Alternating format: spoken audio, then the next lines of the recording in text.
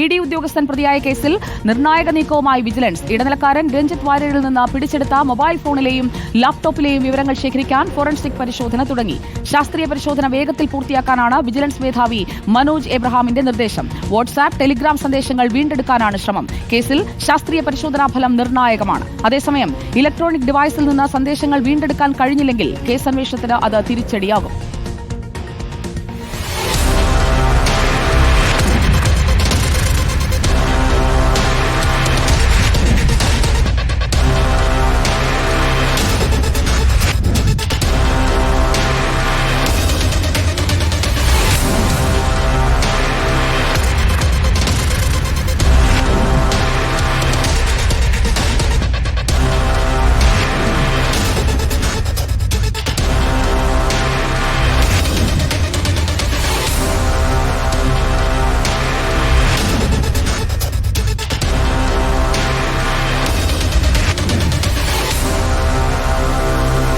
റോഷിപാൽ നമുക്കൊപ്പം ചേരുന്നു. Good evening Roshipal.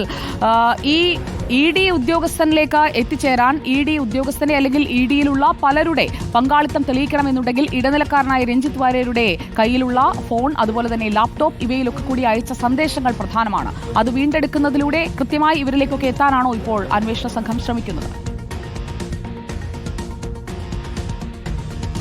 Good evening Sujaya Parvathy. ഒന്ന്, വിജിലൻസ് ED ഉദ്യോഗസ്ഥനെ പ്രതിയാക്കി കേസുമായി മുന്നോട്ട് പോകുന്നുണ്ടെങ്കിലും ഇതുവരെ ED ഉദ്യോഗസ്ഥർക്കെതിരെയുള്ള ഒരു തെളിവും വിജിലൻസിന് കണ്ടെത്താൻ കഴിഞ്ഞില്ല. മൊഴിക്കപ്പുറത്തേക്ക് തെളിവുകളില്ല.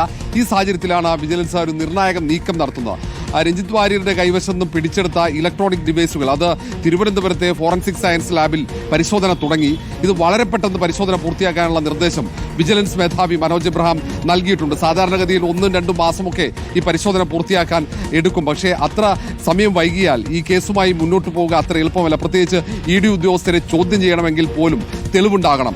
അതായത് അഴിമതി നടത്തിയെന്ന് തെളിയിക്കണമെങ്കിൽ പണം ആവശ്യപ്പെട്ടതിന്റെ എന്തെങ്കിലും തെളിവുണ്ടാകണം, അല്ലെങ്കിൽ പണം കൈമാറിയതിന്റെ തെളിവുണ്ടാകണം. ഈ ഉദ്യോഗസ്ഥൻ പണം ഏറ്റുവാങ്ങിയതിന്റെ ഏതെങ്കിലും തരത്തിലുള്ള തെളിവുകൾ കണ്ടെത്തണം. അത് വിജിലൻസിനെ സംബന്ധിച്ചിടത്തോളം അത്ര എളുപ്പമല്ല. ഈ സാഹചര്യത്തിലാണ് ഈ ഫോറൻസിക് സയൻസ് ലബോറട്ടറിയിൽ നടക്കുന്ന പരിശോധനാ ഫലം അത് നിർണായകമാകുന്നത്.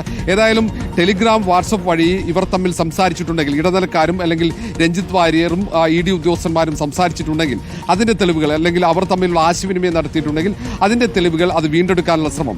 ഇത് അങ്ങനെ ഒരു ഡിലീറ്റ് ചെയ്തിട്ടുണ്ടെങ്കിൽ, വാട്സപ്പ് സന്ദേശങ്ങളും അല്ലെങ്കിൽ വാട്സപ്പ് കോളുകൾ അടക്കം നശിപ്പിച്ചിട്ടുണ്ടെങ്കിൽ പിന്നീട് വിജിലൻസ് അന്വേഷണത്തിന് അത് വലിയ വെല്ലുവിളിയായി മാറുമെന്ന കാര്യത്തിൽ സംശയമില്ല. ഏതായാലും വിജിലൻസിനെ സംബന്ധിച്ചിടത്തോളം ഏക പ്രതീക്ഷ ഈ ഇലക്ട്രോണിക് ഡിവൈസ് പരിശോധന ഫലം മാത്രമാണ്. അതുകൊണ്ടാണ് വളരെ പെട്ടെന്ന് തന്നെ ആ പരിശോധന പൂർത്തിയാക്കി റിപ്പോർട്ട് സമർപ്പിക്കണമെന്ന നിർദ്ദേശം മനോജ് എബ്രഹാം ഈ ലബോറട്ടറിക്ക് നൽകിയത്. 5 ദിവസത്തിനകം തന്നെ പരിശോധന പൂർത്തിയാക്കുമെന്ന സൂചനകളാണ് പുറത്തുവരുന്നത്. റോഷിപാലാണ് വിവരങ്ങൾ നൽകിയത്. ED ഉദ്യോഗസ്ഥരിലേക്ക് എത്താൻ തെളിവുകൾ കൂട്ടിയിണക്കാൻ ശാസ്ത്രീയ പരിശോധന വേഗത്തിൽ പൂർത്തിയാക്കാൻ ശ്രമിക്കുകയാണ് വിജിലൻസ്.